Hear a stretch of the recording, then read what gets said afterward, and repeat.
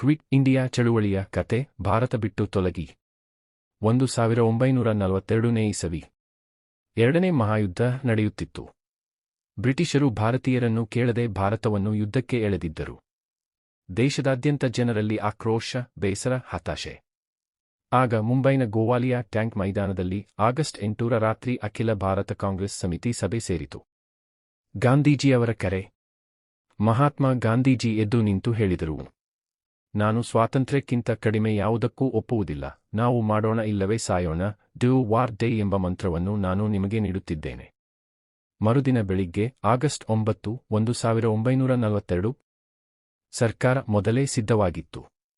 ಗಾಂಧೀಜಿ, ನೆಹರು, ಪಟೇಲ್, ಮೌಲಾನಾ ಆಜಾದ್ ಸೇರಿದಂತೆ ಎಲ್ಲಾ ದೊಡ್ಡ ನಾಯಕರನ್ನು ಬಂಧಿಸಿ ಜೈಲಿಗೆ ಹಾಕಲಾಯಿತು. ನಾಯಕರೇ ಇಲ್ಲದ ಚಳುವಳಿ. ಆದರೆ ಆಗಲೇ ನಿಜವಾದ ಬೆಂಕಿ ಹೊತ್ತಿಕೊಂಡಿತು.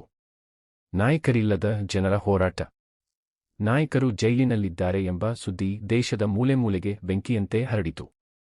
ವಿದ್ಯಾರ್ಥಿಗಳು ಶಾಲೆ ಬಿಟ್ಟರು, ರೈತರು ಹೊಲ ಬಿಟ್ಟರು, ಕಾರ್ಮಿಕರು ಕಾರ್ಖಾನೆ ಬಿಟ್ಟರು.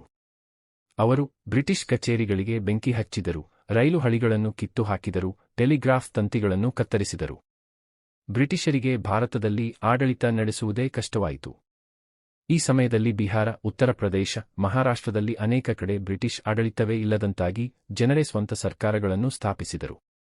ಬಲಿಯಾ, ತಮ್ಲುಕ್, ಸತಾರಾದಲ್ಲಿ ಪ್ರತಿ ಸರ್ಕಾರಗಳು ಹುಟ್ಟಿಕೊಂಡವು. ಕರ್ನಾಟಕದಲ್ಲಿ ಕ್ವಿಟ್ ಇಂಡಿಯಾ.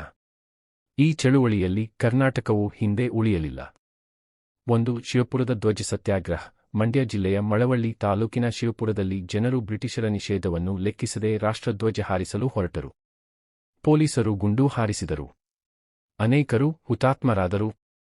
ಇದನ್ನು ಕರ್ನಾಟಕದ ಜಲಿಯನ್ ವಾಲಾಬಾಗ್ ಎಂದೇ ಕರೆಯುತ್ತಾರೆ. 2. ಮೈಸೂರು, ಧಾರವಾಡ, ಬೆಳಗಾವಿಯಲ್ಲಿ ವಿದ್ಯಾರ್ಥಿಗಳು ಮೆರವಣಿಗೆ ಮಾಡಿದರು, ರಹಸ್ಯವಾಗಿ ಪತ್ರಿಕೆಗಳನ್ನು ಹಂಚಿದರು. ಈಸೂರು ಗ್ರಾಮದಂತಹ ಕಡೆಗಳಲ್ಲಿ ಇಡೀ ಗ್ರಾಮವೇ ಬ್ರಿಟಿಷರ ವಿರುದ್ಧ ದಂಗೆ ಎದ್ದು ಸ್ವಾತಂತ್ರ್ಯ ಘೋಷಿಸಿಕೊಂಡಿತ್ತು. ಬ್ರಿಟಿಷರು ಇದನ್ನು ಅತ್ಯಂತ ಕ್ರೂರವಾಗಿ ಹತ್ತಿಕ್ಕಲು ಪ್ರಯತ್ನಿಸಿದರು. ಸಾವಿರಾರು ಜನರನ್ನು ಜೈಲಿಗೆ ಹಾಕಿದರು, ಲಾಠಿ